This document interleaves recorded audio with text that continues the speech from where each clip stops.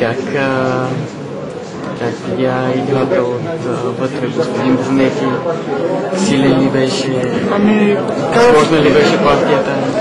Не, общо дето не беше, честно казвам, много сложно, но първите ходове в началото не знае, докато му усетя нивото, бях малко нервен и после даже пропуснах в самото начало един ход, който можеше да ми даде преимущество много по-рано. Но след когато нахлух с офицера и черните полета, лека по лека вече го надиграх и въпросът беше само да не забравя позицията. За хода ставаше дума след 10? Да, H5 може да играя.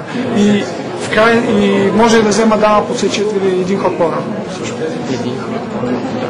Жертвата беше ефектна? Да, но за всеки случай реших да играя топ AD8, защото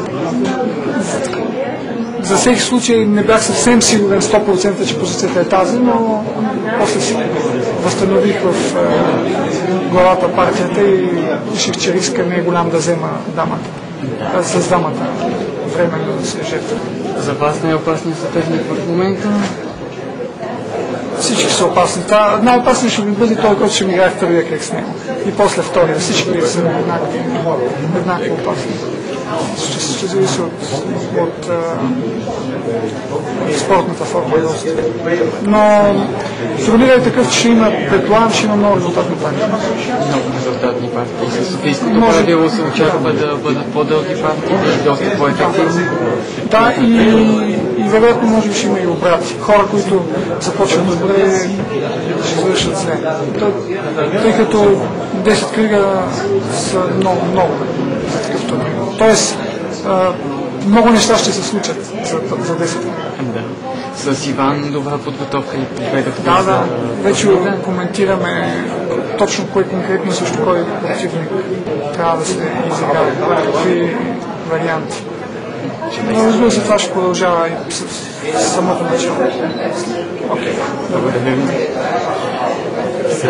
И дори и няма гаранция, че пак няма да променят. И когато това много дразни играчите, които не знаят какво трябва да направят, за да стават чемпиони, защото постоянно се променя и за това.